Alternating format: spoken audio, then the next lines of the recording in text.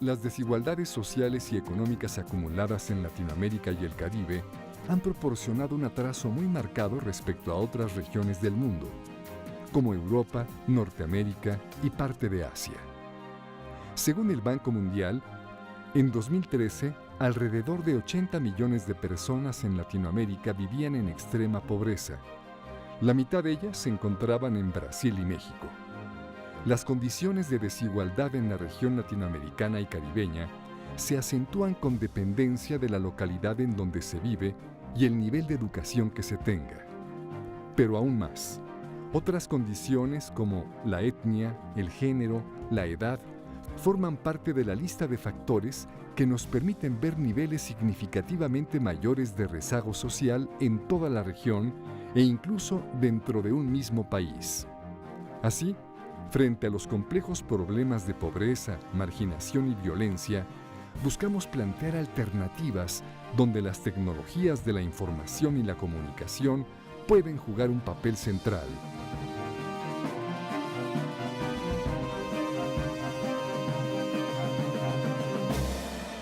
Buenas tardes, estimadas colegas, amigos y amigas. Bienvenida a la sesión temática 3, intitulada La alfabetización mediática ante las desigualdades sociales que enfrentan Latinoamérica y Caribe.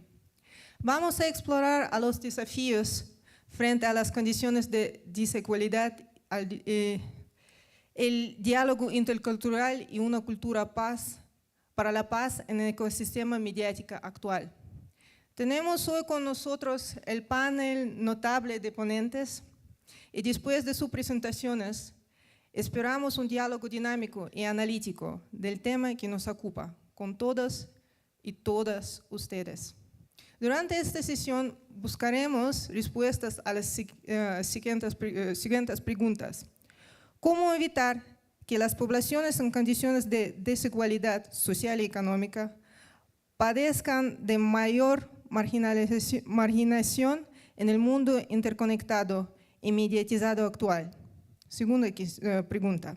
¿Cómo la alfabetización mediática e informacional y el uso de las TICs nos pueden ayudar a impulsar el diálogo intercultural en nuestros países? Y la última, ¿qué estrategias podemos impulsar para crear una cultura de paz en el actual ecosistema mediático?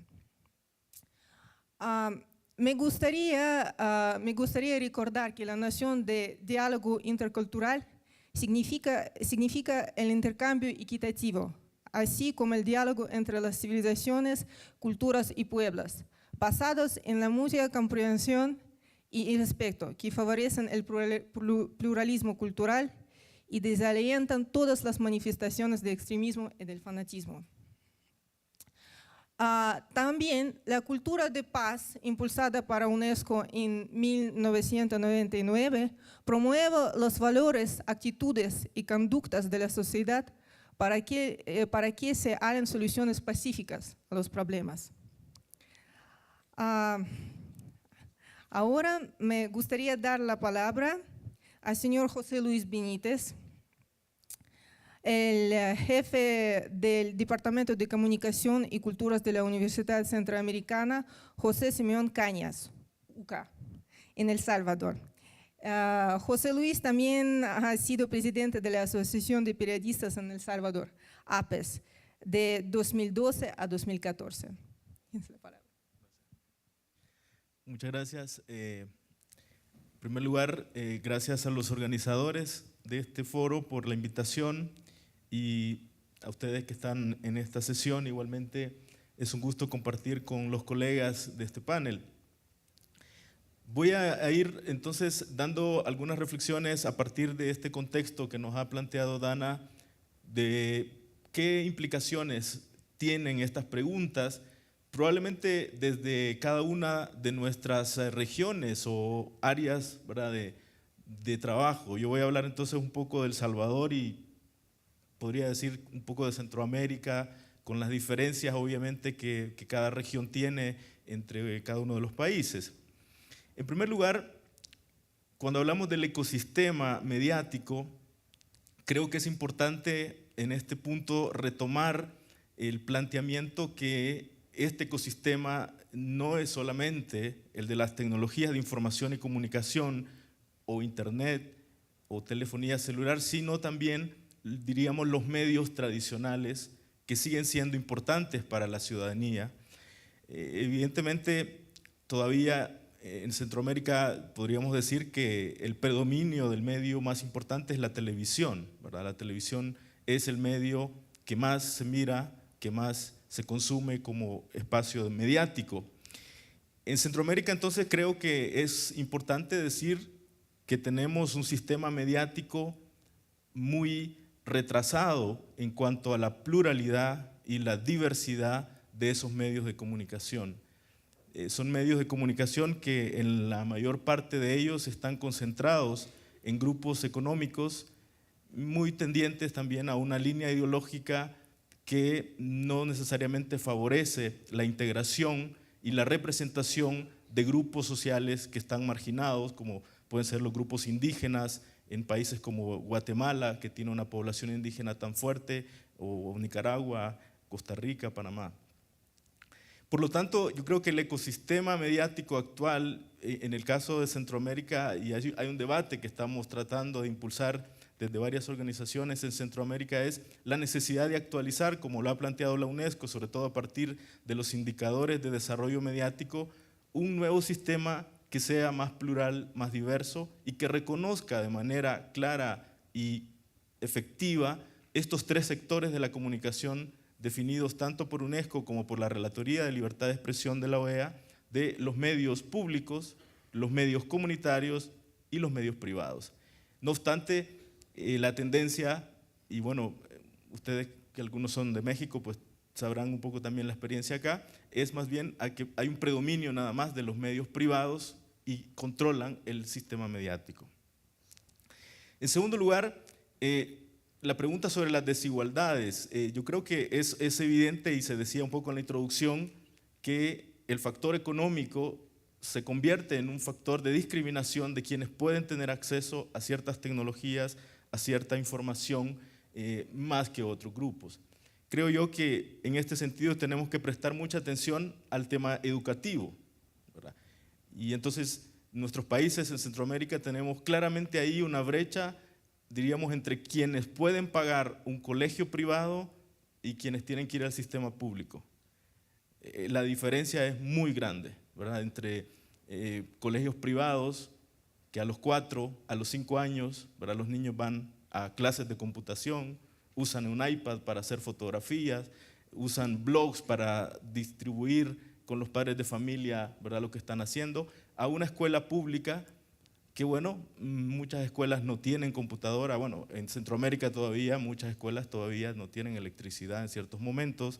Entonces, esa brecha va a tener muchas implicaciones, tiene muchas implicaciones desde el punto de vista de la desigualdad de competencias, de desarrollo que tienen estos niños, estos jóvenes, para desarrollarse justamente o para enfrentar los retos de la vida profesional o de la vida económica.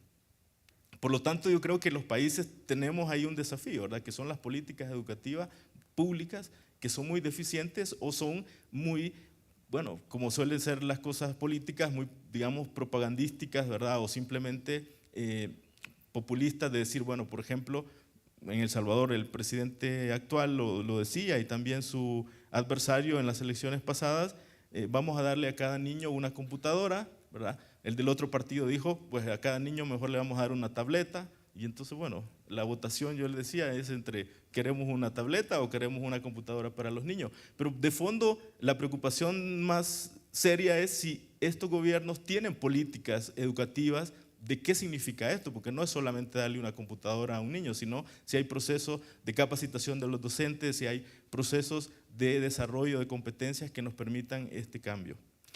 En segundo lugar, sobre el tema del diálogo intercultural, yo creo que ese tema es fundamental en cuanto a entender lo que ya mencionaba al principio, ¿verdad? Es decir, tenemos medios de comunicación tradicionales, de radio, televisión, prensa escrita también, que en muchos de nuestros países en Centroamérica se niegan a reconocer la diversidad cultural, ¿verdad? Entonces, de ahí tenemos que partir, es decir, hay todavía resistencias, hay todavía sectores importantes que se niegan a reconocer ¿verdad?, la pluralidad, la diversidad de sectores. Y en ese sentido, por ejemplo, las radios comunitarias son un ejemplo importante en países como Guatemala, donde hay una negativa del gobierno a reconocer las radios indígenas, que las comunidades indígenas de Guatemala deberían tener derecho a hacer y tener la palabra a través de radios, no se le da. Igualmente pasa en otros países. Yo diría que además del diálogo intercultural, aquí me parece que en este tema es fundamental el diálogo intergeneracional. De hecho, creo yo que mucho de lo que está pasando en nuestros países es que hay una alfabetización de los más jóvenes a los más adultos, ¿verdad? Y los más jóvenes le enseñan a la mamá o al papá a usar el celular o a usar Skype y decir, mira, esto tiene que hacer y conectarse aquí y hacer lo otro. Obviamente, de nuevo, esto tiene que ver con lo que antes hablamos de las desigualdades. Centroamérica, como ustedes saben, igual que México, tiene un fenómeno importante de migración, sobre todo a Estados Unidos. Y en esa parte, algunos estudios que hemos hecho en esta temática de la migración nos plantean también la importancia que tienen las brechas de generaciones, por ejemplo, entre jóvenes en El Salvador con jóvenes, sus primos o sus hermanos que viven en Estados Unidos, donde hay otro nivel de acceso a tecnología y que también supone otro nivel de brecha intergeneracional.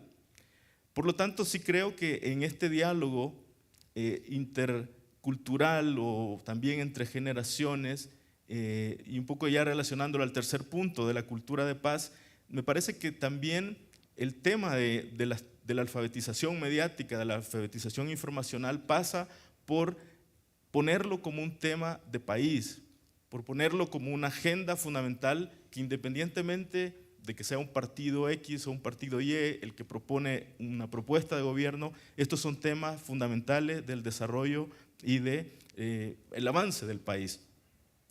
Entonces, hablando sobre el tercer pregunta o tercer cuestionamiento de este panel sobre la cultura de paz, bueno, pues esto es fundamental, ¿verdad? En países como El Salvador, Guatemala, Honduras, que somos con niveles más altos de violencia en América Latina, la gente recibe información sobre violencia y no solamente noticias, sino también programas, que hay una discusión, como ustedes saben, en los estudios de comunicación desde hace muchos años sobre, ¿verdad?, la violencia y las representaciones de esta violencia y cómo inciden en la gente.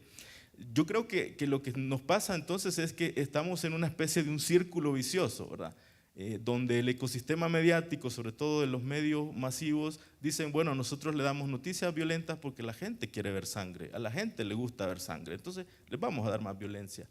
Entonces, bueno, uno dice, bueno, pero esto es lo que ustedes están dando, pero ¿por qué presumimos de que esto es lo que la gente quiere? Y claro, entonces tenemos, yo diría, en esto de la cultura de paz un desafío muy grande, ¿verdad? Un desafío muy grande porque la cultura de paz va en contra de intereses a veces económicos también, que la violencia se ve como un negocio y la violencia sí tiene beneficios para ciertos sectores que no se afectan directamente, pero sí reciben algún tipo de beneficio. Por lo tanto, yo creo que trabajar en una cultura de paz desde la alfabetización mediática pasa justamente por procesos de reconciliación que están pendientes todavía en algunos de los países en Centroamérica, aunque tenemos ya más de 20 años de haber terminado conflictos armados internos, pero todavía hace falta una reconciliación de sectores políticos y fundamentalmente hace falta, como mencionaba al inicio, políticas. Por lo tanto, yo cerraría un poco con estos desafíos, ¿verdad? Es decir, la alfabetización mediática, como se ha dicho en algunos documentos de la UNESCO, y quisiera yo resaltar esos puntos, tiene que ver con procesos justamente de procesar información, ¿verdad? Cómo desarrollamos competencias para procesar información de distinto tipo, información noticiosa, información educativa, información en el campo laboral, y es un permanente desafío de procesamiento de información. Esto está relacionado justamente a la capacidad de pensar, ¿verdad? Es decir, al desarrollo del pensamiento. Como se dice, bueno, hablamos muchas veces, dicen algunos, de libertad de expresión demasiado, pero hablamos poco de libertad de pensamiento. Y claro, pensar y generar pensamiento en una era digital y en una era de internet también requiere la autonomía para poder pensar, y esto tiene que ver con la alfabetización mediática e informacional.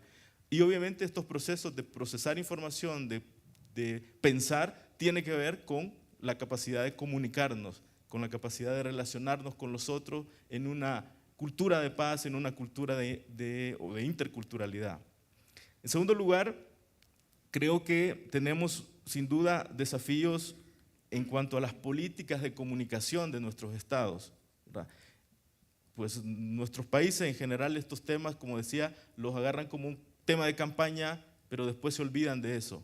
Y no son políticas serias de Estado, decir, bueno, aquí hay un tema central, fundamental para el desarrollo del país, la alfabetización mediática, informacional, el acceso a las tecnologías, el desarrollo del acceso a Internet. Y por lo tanto, también necesitamos, como he dicho antes, políticas educativas que no solamente se vea desde el sector formal de la educación, sino también de otro tipo de espacios que son necesarios para acompañar procesos de alfabetización mediática, de alfabetización informacional, que sin duda ninguna son los aspectos que hoy en día nos ponen en una ventaja o en una desventaja en una sociedad globalizada, pero que en última instancia creo yo que no podemos desligar la alfabetización mediática e informacional de la construcción de ciudadanía, ¿verdad? Es decir, yo creo que si pensamos la alfabetización mediática e informacional en abstracto, pues nos sirve de poco si lo que no buscamos es construir ciudadanos, construir personas que sean empoderadas de sus derechos y que la comunicación y la información simplemente nos ayuda como un mecanismo para ejercer y para defender nuestros derechos humanos. Muchas gracias.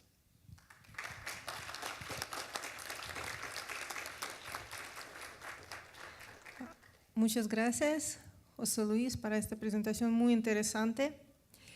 Ahorita me gustaría dar la palabra al señor Gilson Schwartz, un economista, sociólogo y periodista. Dr. Schwartz now teaches at the graduate program Diversitas at the Faculty of Philosophy and Humanities and at the Department of Film, Radio and TV of the School of Communication and Arts, University of São Paulo. He is director of Games for Change, Latin America. You have the floor, sir. Muchas gracias por la oportunidad de estar acá. Voy a hablar en portuñol. Es una lengua muy nueva, no sé si hay traductores ya gabaritados, pero me gusta mucho entrenar mi castellano y pues a ver cuántos errores vendrán en mi charla. Pero sí, muchas gracias. Hay un video, me gustaría que veamos el video y después hago mi presentación.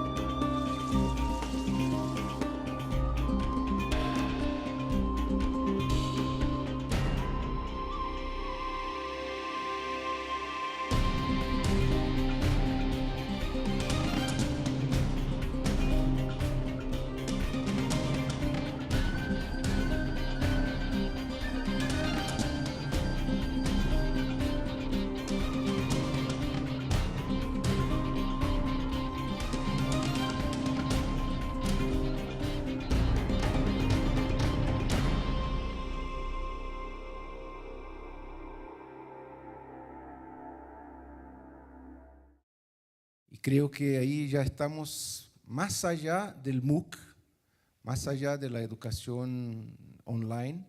Se trata de jugar con la verdad, jugar con la enseñanza, enseñar jugando. Hoy es conocida la importancia, el impacto de los videojuegos en la cultura de los jóvenes, de las crianzas, de los niños y niñas. Es algo muy importante como industria cultural o como sector creativo en todo el mundo, que ya tiene una facturación más grande que el cine, y organizaciones empiezan a discutir cómo utilizar los videojuegos en la educación formal y informal.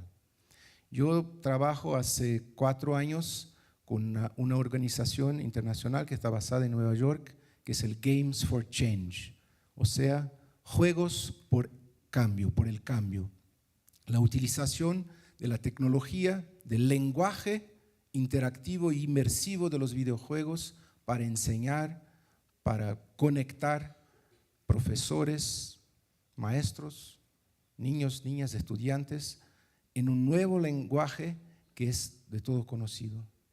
Pero aún estamos como que aprisionados en el modelo que Paulo Freire llamaba de modelo bancario. O sea que hay alguien que va a transmitir la información, va a transmitir el conocimiento a los pobrecitos que no saben nada.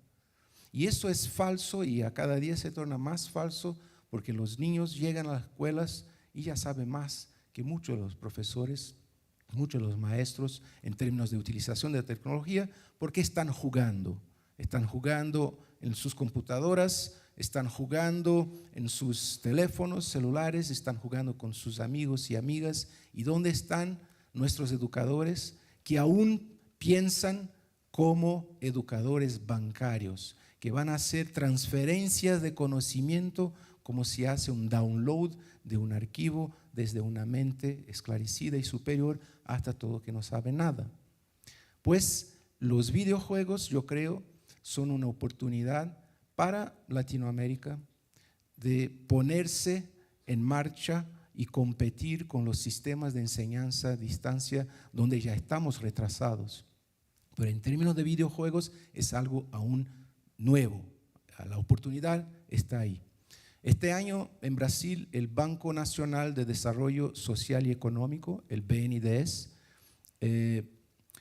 publicó una investigación de que tomé parte en el grupo de investigadores de la Universidad de São Paulo sobre el futuro de la industria del videojuego en el mundo y en Brasil.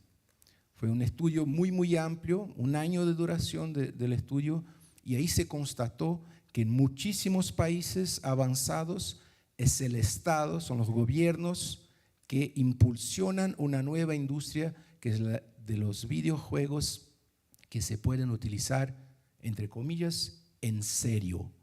Son los juegos que afectan el comportamiento, la educación y la conciencia. Este es un videojuego que fue desarrollado en Dinamarca hace años, fue en 2008, pues uno de los juegos pioneros, y en 2009 obtuvimos del Ministerio de Ciencia y Tecnología en Brasil los fondos para traducirlo al portugués.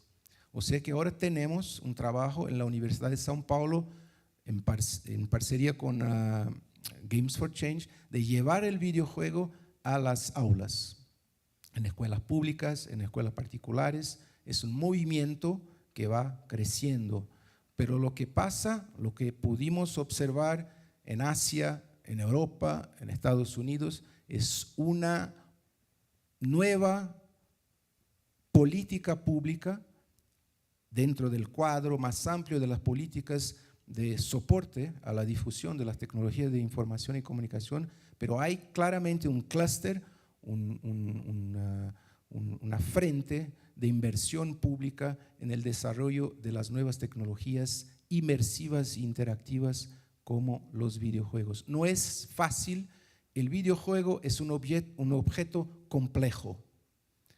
Están involucrados ahí la tecnología más hard de programación, de código, pero también el arte, la música, el contar historias, el storytelling, es un objeto complejo y contemporáneo, y lo que es más, lo vemos esta semana, el presidente Obama fue invitado a participar ahí de un evento de programación, de creación de código. Y hay iniciativas en Estados Unidos de promoción de los juegos para las escuelas. Creo que es una oportunidad, porque están todos empezando. No nos dimos cuenta de la importancia y del avance tan rápido del videojuego como forma cultural interdisciplinaria y que nos pone retos de creación increíblemente interdisciplinarios. Es el mensaje que yo quería traer, que podamos crear nuestros juegos, que nuestros niños y niñas aprendan no solamente a jugar con los temas de la economía, de la historia, de la cultura, pero que sepan crear sus propios juegos.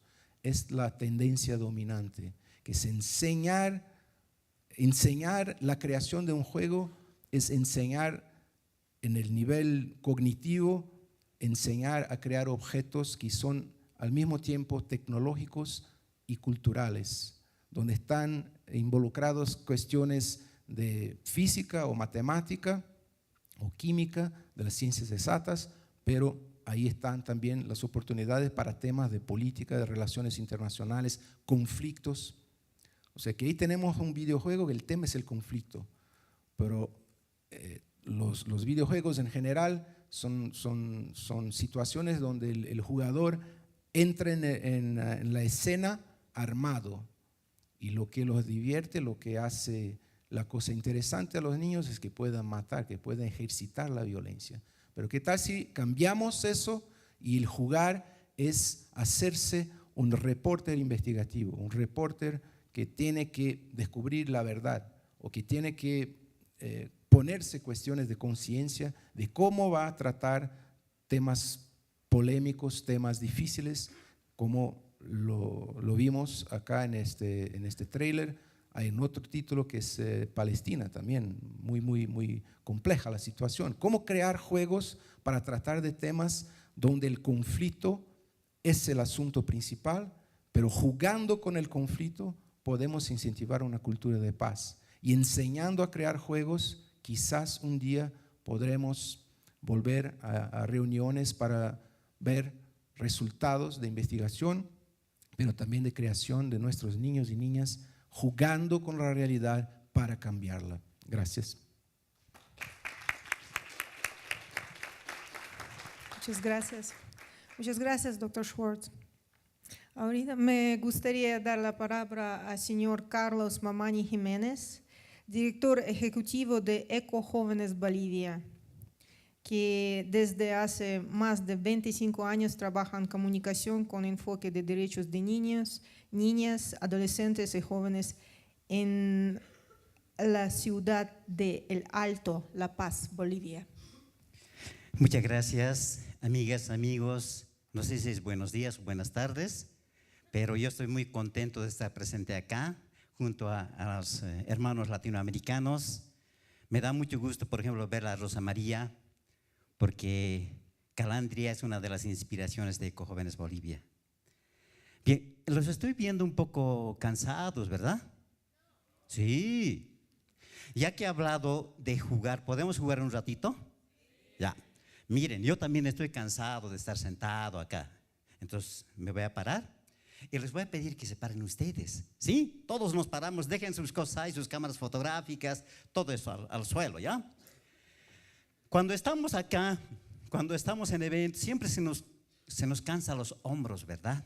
Se nos cansa la cabeza, se nos cansa todo, ¿ya? Vamos a hacer un ejercicio, ¿ya? Este es un jueguito que he aprendido de unos niños que me enseñaron también a mí, ¿ya? Más o menos es una canción, ya que él habla de juego, entonces yo creo que es bien importante el juego. Entonces dice, mira, me duele la cabeza, ¿no? Ustedes van a decir, me duele la cabeza, no puedo mover mi cabeza, pero tengo un antídoto mágico, que es aceite de iguana. De pronto ustedes dirán, ¿qué le pasa, no? Entonces, me duele mi cabeza, me pongo el aceite de iguana, así, así, así hagan. Así, así, así. Y puedo mover mi cabeza así, así, así. ¿Ya? Ahora vamos con el 2. Me duelen mis hombros, no los puedo mover, pero me voy a poner aceite de iguana así, así, así, así, así, así. Y voy a mover mi hombro así, así, así, así, así, así. Ahora me duele la cadera. Me duele mi cadera, no lo puedo mover, pero me voy a poner aceite de iguana. Así, así, así, así, así, así. Y voy a mover así, así, así, así, así, así. ¿Alguien quiere hacer el ejercicio? Por aparte de eso le duele el pie, ¿verdad? ¿Quién quiere hacer por acá? ¿Ah? ¿Usted? ¿Usted? Ya. Ahora, ¿qué le duele? No, ahí mismo nomás. Ya. ¿Qué le duele? Las rodillas. Ya. Le duele la rodilla, no puede mover, pero se pone aceite de iguana así, así, así, así, así, así. Para moverlo, así, así, así, así, así, así. Ah, muy bien. Listo. Bien, le voy a pedir por favor que me ponga la presentación los compañeros. Hemos preparado un PowerPoint pequeñito para mostrarles, ilustrarles un poquito. Hay algunos errores ortográficos porque cambié de computadora y no me pusieron los acentos por si acaso. Por ahí dicen, mira, está mal escrito. Ya. Bien, yo vengo de Bolivia y de verdad escuchar acá tantas experiencias tan lindas, ¿no? Y uno dice, estoy esperando acá. Lo que yo estoy haciendo también se va reflejando. Habíamos sido varios. Por favor, vamos pasando. Bien, yo les voy a decir una cosa bien importante. He escuchado desde esta mañana, desde ayer. Vamos pasando. Y he escuchado lo siguiente. Esta palabra que va a salir acá, ustedes lo van a leer. Ahí arriba, ¿qué dice? Ahí dice, Aruski pasip hañana kasaki puner kispawa. ¿No ve que acá tenemos traductores? ¿Verdad? Hay traductores no vetan, entonces nos van a traducir. Aruski pasip hañana kasaki puner kispawa hilanaka kuyakanaka. Nayaha humanakam partirihut. Humanakam anatirihut. ¿Están escuchando la traducción? Bien, yo voy a traducir. Yo les he dicho, esta palabra quiere decir, necesariamente tenemos que hablarnos, tenemos que dialogar, tenemos que comunicarnos para conocernos. Yo les he dicho, y yo he venido acá para eso, para comunicarme con ustedes, para dialogar, para hablar, para aprender de ustedes. ¿Ya? Esta palabra es una palabra aymara, yo soy aymara. Y con los niños que voy trabajando, son también de origen aymara, algunos quechuas en la ciudad de La Paz, en la ciudad del Alto. Vamos pasando, por favor. Y cuando me han propuesto que hay desafíos, yo me he puesto a pensar, a ver, ¿cómo planteo esto? ¿Cómo vamos a ir planteando estas preguntas que nos han hecho acá? Creo que hemos ido avanzando, yo digo. Vamos pasando, por favor. Yo me he preguntado, en Bolivia, ¿qué estamos haciendo? Yo les cuento de un taller que dimos a niños, ¿ya? Y niños, adolescentes, ya, adolescentes sobre todo. Y había muchos adolescentes, uno hablaba, su celular. Y les dije, a ver, por favor, sus celulares, apáguenlos todos. Pero no los apagaban, ¿ya? Sigue sonando por allá, por acá. Después optamos, ya, vamos a ser malos, dijimos, ya, por favor, chicos, hagan una fila, chicas, hagan una fila, aquí vamos a recoger los celulares. Recogimos casi de todos los celulares, de último modelo así. Puche, dije, caramba, estos chicos tienen todos, y ni siquiera yo, digamos, ¿no? Entonces, ¿qué hacer así? Entonces nos pusimos a pensar, los estudiantes estamos a leguas de nosotros, ¿no? Hace rato hablaba el compañero José Luis. No, los estudiantes, los niños nos enseñan a nosotros cómo utilizar la nueva tecnología. Entonces, un poco me puse a analizar en Bolivia cómo estamos tecnológicamente. Casi todos los chicos y chicas tienen sus celulares, ¿ya? Tienen su Facebook, están facebookeando, como dicen ellos, ¿no? Pero el otro detalle es casi las personas de la anterior generación a la mía, y así, todavía yo soy joven ya, tienen temor de utilizar las nuevas tecnologías. Les cuento, en Bolivia hay un plan nacional de tecnologías. A los maestros, a los profesores se les han entregado laptops, a todos los profesores, laptops, ¿ya? ¿Para qué? Para que enseñen a través de la computadora, utilicen las nuevas tecnologías, etcétera, etcétera. Pero los profes no saben qué hacer, no saben manejar. Incluso algunos han vendido sus laptops. Algunos profes no tienen hijos, ¿qué voy a hacer? Dice, pero aprenda, profe, tengo miedo, lo puedo arruinar. Es para eso, yo le digo, ¿no? Pero eso pasa, ¿no?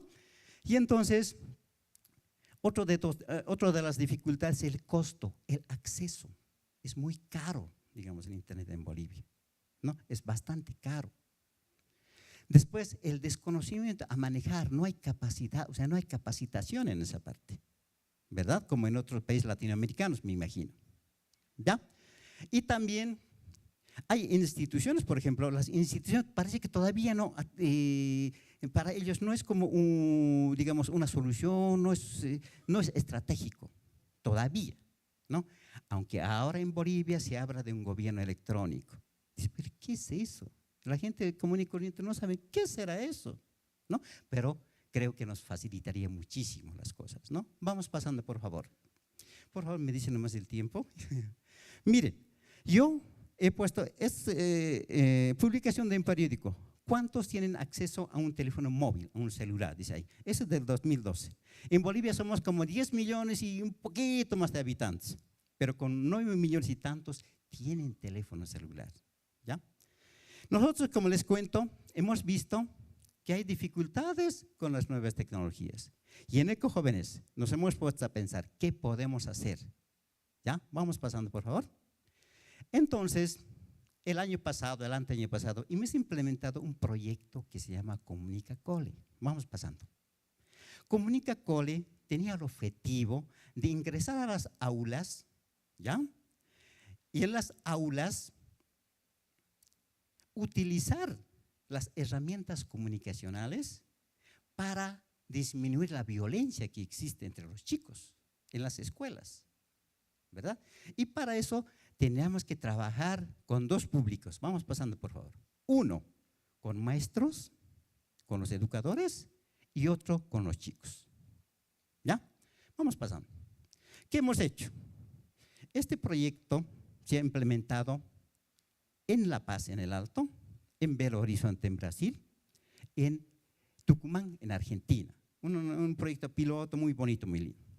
Entonces, ¿qué hemos hecho? Hemos convocado a los profesores, hemos intervenido en una escuela y a los profesores que querían capacitarse en el manejo de las nuevas tecnologías, pues les hemos enseñado. Profesores primero temblando, ¿no? Nosotros en Ecojóvenes, con los chicos, con niñas, niños y adolescentes, tenemos un programa de radio que hacen ellas y ellos, ¿ya? Chiquitos, desde los 8 años hasta los 12, tienen su programa que se llama La Colmena.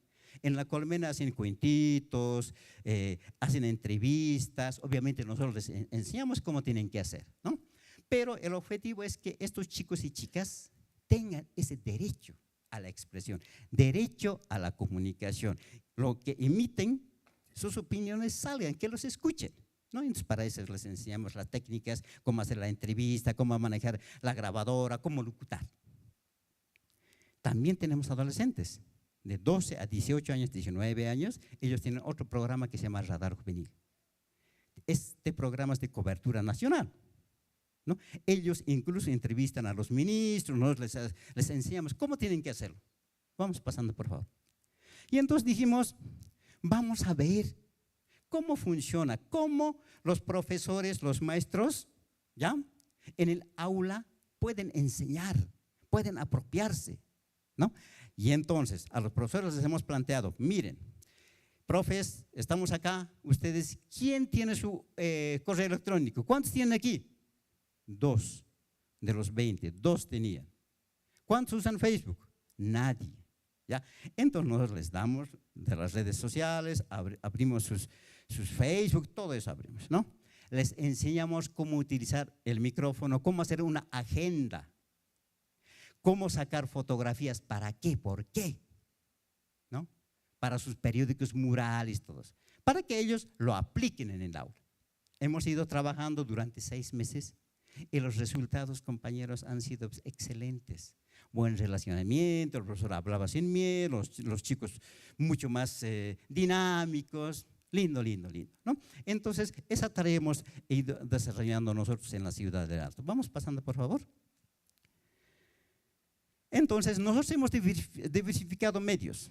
Digamos, ya, profes, vamos a hacer radio, donde tenemos mucha más experiencia. Ya, vamos a hacer prensa, vamos a redactar para prensa. Vamos a sacar fotografía, vamos a hacer televisión. ¿Ya? Y una de las satisfacciones grandes que yo tengo es uno de un colegio, unos profesores ha armado su periódico. Nos ha pedido que hagamos una radioescuela. Hemos instalado una radio en su escuela, ¿no? Para que se vayan desarrollando. Lo que nos interesa es que los chicos y las chicas se vayan desarrollando, estén ocupados sus mentes, sus ideas las expresen abiertamente. Eso es lo que buscamos. Vamos pasando, por favor. Entonces, nosotros hemos visto que las debilidades grandes son uno, que es la capacitación, ¿no? La capacitación en la utilización de las nuevas tecnologías. Después, producción, porque han hablado aquí por ejemplo, me ha encantado lo que ha dicho el compañero acá, que me ha antecedido. ¿Cómo producimos nosotros comercialmente los contenidos para que los chicos y la población entienda, aprenda? ¿Verdad? Ese componente hay que trabajarlo bastante. Y otro, la difusión, hay que divulgarlo, hay que visibilizarlo, ¿verdad? Entonces, en esa tarea hemos estado. Vamos cambiando, por favor. Entonces, amigas, amigos, tenemos desafíos muy grandes. No, lo que le estoy diciendo son pocas cositas, pero esta mañana con las exposiciones yo creo que ya tenemos el background. ¿Cómo podemos hacerlo? Nosotros tenemos experiencias, es una experiencia muy linda que las comparto, que en el futuro seguiremos conectados, pues, ya que hay las nuevas tecnologías para poder intercambiar saberes, ¿verdad? Nada más las diré por el momento, de pronto van a haber preguntas para poderles contestar y nosotros tenemos que seguir conectados, contactados, comunicados para aprender de nuestros saberes. Arus kiptas y pañana casa que poner quispawa, ¿verdad, amigas y amigos? ¿Sí? A ver, digan. Arus kiptas y pañana casa que poner quispawa. Muchas gracias.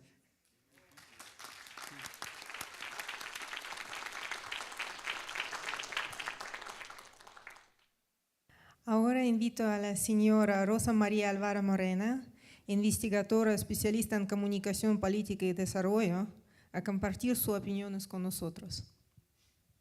En primer lugar, quería decirles que de alguna manera compartimos el tipo de trabajo que hemos hecho en Bolivia, pero justamente uno de los trabajos nosotros lo convertimos de tal manera que los niños les enseñaban a los profesores. Fue sensacional. Está en un video que he traído, pero parece que van a poder sacar solo un pedacito, ¿no? Porque no hay tiempo.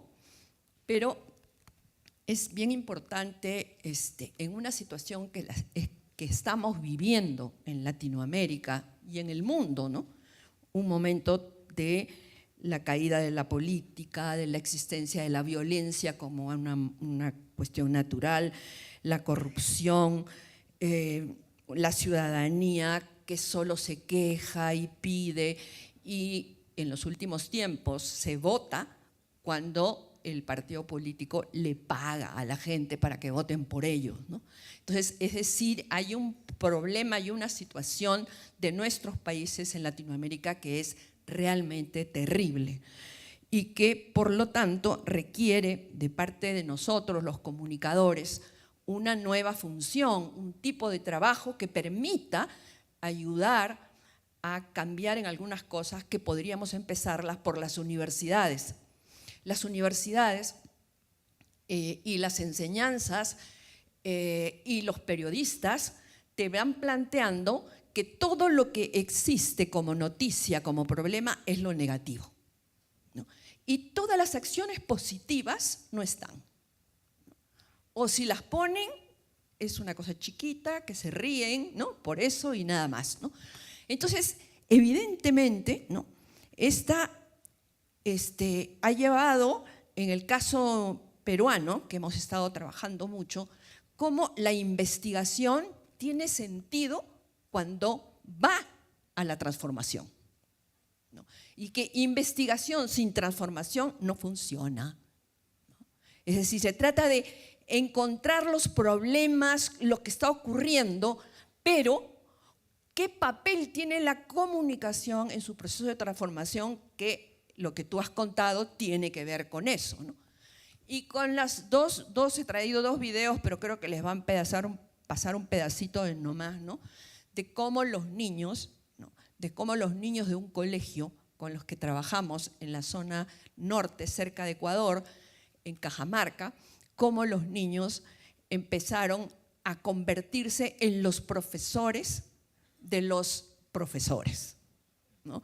Porque los niños empezaron a darse cuenta, ¿no? de todo lo que ellos sabían, ¿no? De todo lo que ellos vivían, ¿no? Que fue también importantísimo porque la ley de radio y televisión en el Perú, que fue la primera de Latinoamérica, se hizo con la gente, se hizo con ellos. Íbamos a todos los pueblos a trabajar con ellos y con eso elaboramos una propuesta, ¿no? Que luego entró, y por supuesto entró la política, entró el Congreso, sacaron algunas conclusiones buenas, pero otras no, ¿no? Pero todo eso te refleja, además en el caso de los chicos, que ellos que se convirtieron en los profesores de los profesores, ¿no? ¿Por qué? Porque los chicos escogían el tema que querían tocar y no nosotros, no les decíamos. Ellos decían cuáles son los temas, ni el profesor tampoco. Y entonces el profesor, el alumno profesor, decidía el tema. Entonces fueron unos temas lindísimos, interesantes. Un tema fue el tema de la falta de participación del estudiante en el colegio, ¿no? Que todo era escribir lo que decía y tenían que decir y bueno, y le iban a dar su nota, ¿no? Y entonces los chicos se dedicaron entonces a descubrir que en Cajamarca, que es una zona de Perú, había un río que estaba completamente lleno de basura. Y entonces los chicos fueron a trabajar con toda la comunidad y a sacar fotos y a sacar en televisión. Sacaron en televisión con unos pantallitas así chiquititas, ¿no? Porque nosotros no teníamos dinero para comprar pantallazas chiquitas, hicieron unos videos extraordinarios, ¿no? Y lograron que los profesores se dieran cuenta que ellos estaban aprendiendo de los alumnos, porque los alumnos sabían más de la vida cotidiana y a veces como profesores en las universidades y en los colegios no tomamos en cuenta la capacidad de creatividad y de responsabilidad que pueden tener los niños, los jóvenes, los adolescentes y la sociedad en su conjunto, ¿no? Entonces, este tipo yo estoy trabajando muchísimo en Perú en la línea de la transformación. No, necesitamos investigar y también con los periodistas. Acabamos de sacar un libro que es el periodismo cívico ciudadano, que fueron 15 experiencias donde los periodistas aprendieron de la gente. ¿Por qué? Porque la escuchaban cuál es su problema, por qué sucedía, qué opina. Es decir, era una transformación impresionante, ¿no? Y así fueron haciendo, no tengo tiempo para decir más experiencias concretas, y también se pudieron hacer otro tipo de trabajos como las mujeres de una comunidad que era una comunidad mal hecha y que ellas recuperaron la idea del barrio, ¿no? El barrio como forma central de su identidad. Y a partir de ahí hicieron todo un trabajo interesantísimo sobre lo que significaba las mujeres por la radio. Hicieron radionovelas de las radios a partir de sus historias de vida. Empezamos a hacerlo en un lugar pobre donde había un grupo de gente que vendía cosas y allí tenían un parlante y entonces la radio empezaba a sacar por el parlante Y al día siguiente, toditita la comunidad venía a escuchar la radio. Entonces de ahí pasamos a la radio normal, no a la radio parlante, sino a la radio normal, y durante 15 años fue la radio que tuvo más rating. Impresionante. Hasta que ellas ya estaban viejitas y ya no quisieron hacerlo. Pero miren las cantidades de cosas que la comunicación nos permite hacer, ¿no? Y también hemos sacado con la gente de una zona, de la zona norte, de la anterior era el sur, está el norte de Lima, y han trabajado una película extraordinaria, ¿no? Que también está ahí, pero no sé si la van a poner porque me dijeron que no tenían tiempo, ¿no?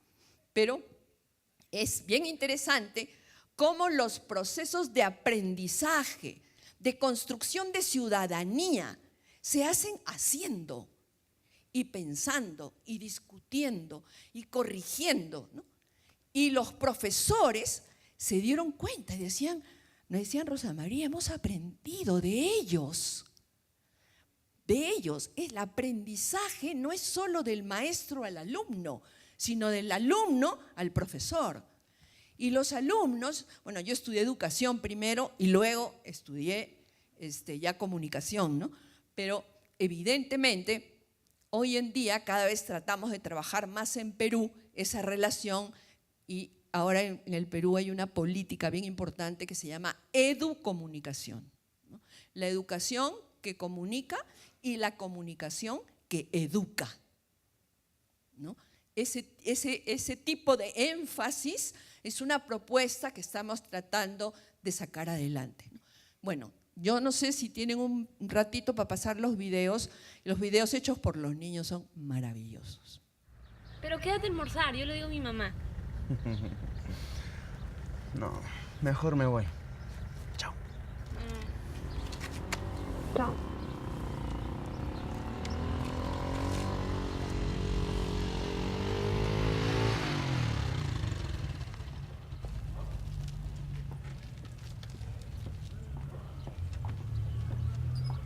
Hablando de la vieja de Roma. Listo, señora Diana. Gracias, vecino. Vecinito, entonces ¿usted cree que sí podría hablar con el presidente del mercado para ver si me da ese puestito? Le voy a hablar a ver qué cosa me dice, pero de que está vacío el puesto, lo está. Ah, qué bueno. Acá tiene. Gracias, señora Diana. Entonces lo busco en estos días. Yo lo voy a avisar, no se preocupen. Gracias. Ya.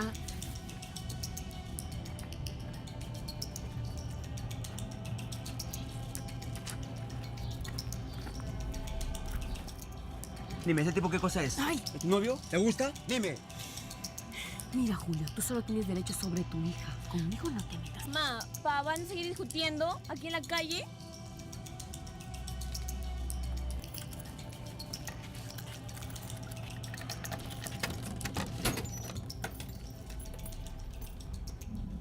Hola, Fer. Pa, él es Fernando. Él es un amigo. Buenas tardes, señor. ¿Qué tal? Un gusto en conocerlo. ¿Y tú qué? ¿Le vas a seguir los pasos a tu mamá?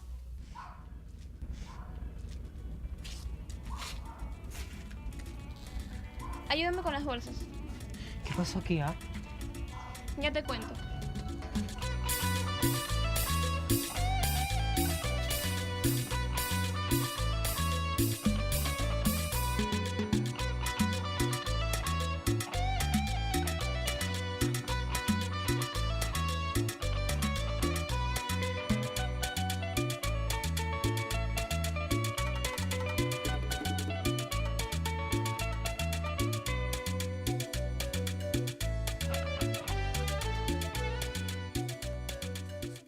La dejamos ahí, ¿no? Ya. Pero la otra, la de los niños, eso es lo que me gustaría que lo vean, porque es impresionante. Ahí yo cambié totalmente mi vida. Yo que enseño en universidades, enseño en un montón de sitios, he estado trabajando justamente a partir de eso, y yo siempre que los veo les digo, he aprendido de ustedes.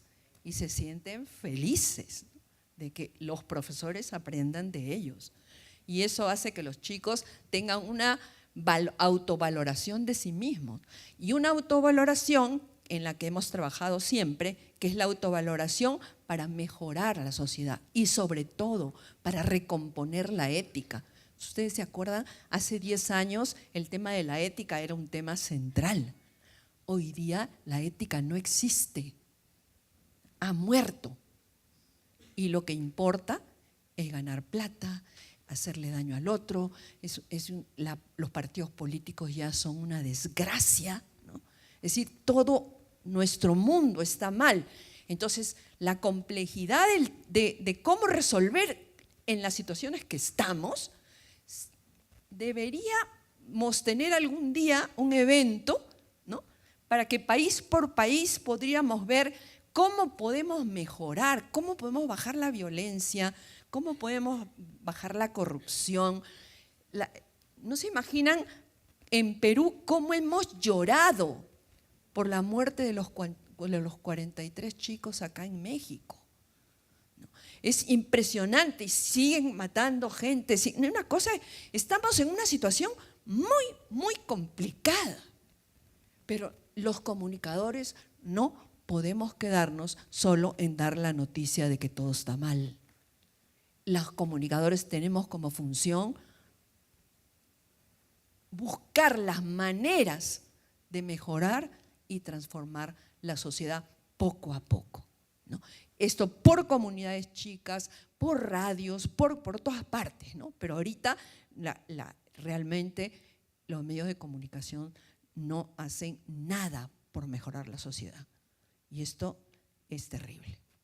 También quiero añadir a sus palabras que la idea que surge de todas las presentaciones es que tenemos que involucrar a los jóvenes al desarrollo de políticas, pero también de las acciones concretas para el desarrollo de contenido, de capacitaciones, etcétera, etcétera. Sí, muchas gracias a nuestros ponentes, muchas gracias al auditorio. Hasta luego.